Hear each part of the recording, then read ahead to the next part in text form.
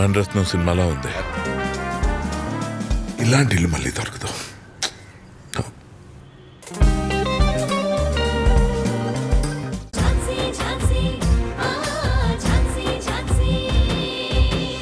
ఇప్పటి వరకు ప్రశాంతంగా ఉన్న ఇల్లు వాళ్ళ రాకతో గందరగోళంగా మారిపోయింది.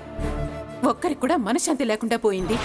అక్క, అసలు మనం ఏం చేశామని అందరూ మనల్ని ఎప్పుడు చూసినా తిడుతూనే ఉంటారు. బిగ్ తాతయ్య తిడతాడు, చంద్ర తాతయ్య తిడతాడు, పద్మ అమ్మ తిడుతుంది. అవును వంశీ, నువ్వు చెప్పింది నిజమే. వాళ్ళు మనల్ని ఎప్పుడూ తిడుతూనే ఉంటారు. ఆఖరికి నిన్న కమలమ్మ కూడా చెయ్యెత్తింది.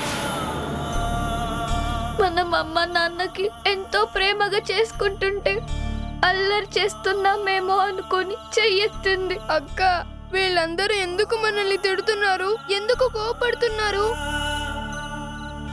వీళ్ళకు మనం నచ్చమా? నచ్చినప్పుడు మనం ఇక్కడ ఉండడం ఎందుకు? నాకు ఇక్కడ ఉండబుద్ధి కావట్లేదు. వీళ్ళందరినీ చూస్తుంటే భయం వేస్తుంది. మరి ఏం చేద్దాం అక్క? ఎక్కడికైనా వెళ్ళిపోదాంరా. మనం ఇక్కడి నుంచి వెళ్ళిపోదాం. ఎక్కడికి వెళ్ళిపోదాం అక్క? పిన్ని దగ్గరికా? వద్దు వంశీ, పిన్ని దగ్గరికి వెళ్ళినా పిన్ని మనల్ని మళ్ళీ ఇక్కడికే తీసుకొస్తుంది. అప్పుడు ఇలా వెళ్ళిపోయినందుకు అందరు మళ్ళీ తిడతారు, అవసరమైతే కొడతారు కూడా. అమ్మో, కొడతారా? వద్దక్క, నాకు చాలా భయం. నేను మళ్ళీ ఇక్కడికి రాను. అందుకే మనం వీళ్ళెవ్వరికీ కనపడకుండా దూరంగా ఎక్కడికైనా వెళ్ళిపోదాం. మనం వెళ్ళే విషయం పిన్నికి కూడా చెప్పకుండా వెళ్ళిపోదాం. అప్పుడు వీళ్ళకి తెలియదు కదా మనం ఎక్కడున్నామని. సరే అక్క, నువ్వు చెప్పినట్టే చేద్దాం.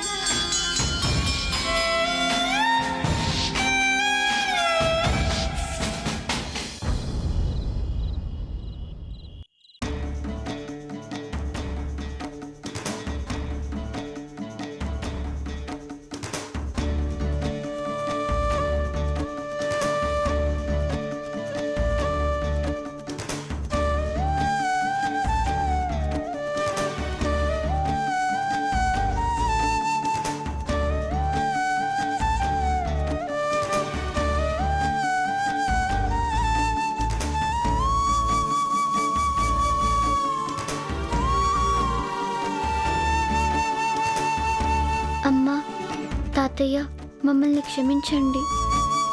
మేమిక్కడి నుంచి వెళ్ళిపోతున్నాం. మీకు చెప్పకుండా వెళ్ళిపోతున్నాం. సారీ. మేము ఇక్కడే ఉంటే బిగ్ తాతయ్య, చంద్ర ఫ్రెండ్ వాళ్ళకి ఇంకా మా మీద కోపం వస్తుంది. అందుకే వెళ్ళిపోతున్నాం. బాయ్ అమ్మా. బాయ్ తాతయ్య.